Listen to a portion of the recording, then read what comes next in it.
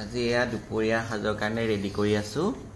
ক'লা কচুৰ ঠাৰি আৰু শুকান মাছ দি বনাম ইয়াৰ লগত।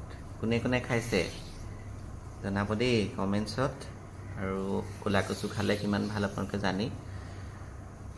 এতিয়া এয়া কাটি আছোঁ, ধুনীয়াকৈ চুচ গুচাইছোঁ। মোৰ কচু খুবেই প্ৰিয়, কিন্তু সেইকাৰণে বজাৰত কালি দেখিলোঁ, কিনি আনিলোঁ। এতিয়া বনাবলৈ আয়োজন কৰি আছোঁ।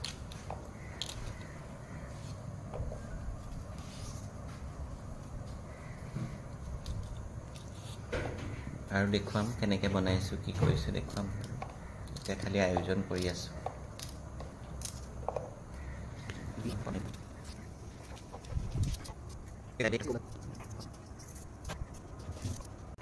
এয়া কচু বইল কৰি ল'লোঁ দেই, অলপ নিমখ দি বইল কৰি লৈছোঁ। তাৰপিছত পানীটো পেলাই দি এতিয়া পাচি এটা ধুনীয়াকৈ চাকি থৈ দিছোঁ। এয়া অকণমানে বইল কৰি ল'লে ভাল। আৰু তাৰপিছতে এয়া হৈছে এয়া শুকান মাছ। শুকান মাছৰ লগত বনাম আজি কচুটো। শুকান মাছ তিয়াই ধুনীয়াকৈ গৰম পানী দিয়া ধুই চাফাকৈ থৈছোঁ। এইটো হৈছে শুকান মাছ। আৰু এইফালে থৈছোঁ এইটো তেতেলী। এই তেতেলী পানীত তিয়াই থৈছোঁ।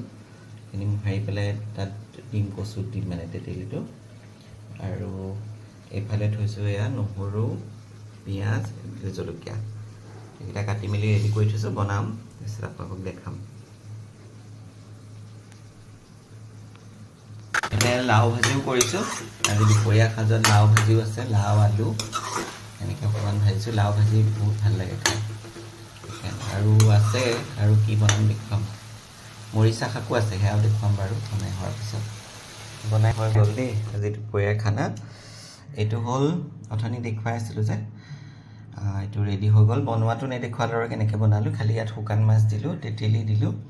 এইটো ক'লা কচু ঠাৰি ৰেচিপিটো হৈ গ'ল।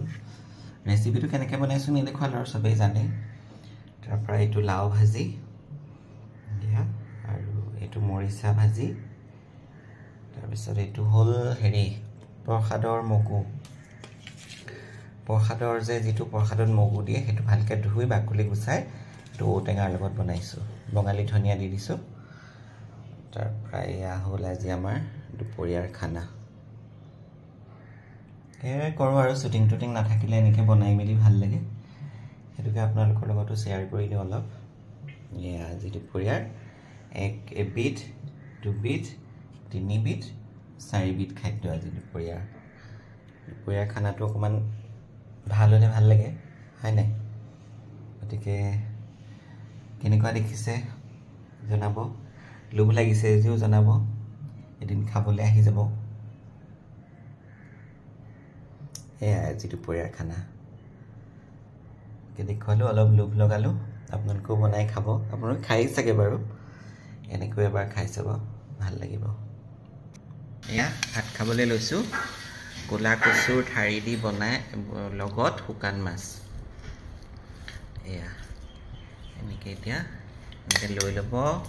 তাৰপিছতে ইয়াৰ পৰা অকণমান আনি এনেকৈ সানি খালেই হ'ল আৰু। এনেকৈ ধুনীয়াকৈ। লোভ লাগিলে জনাব দেই।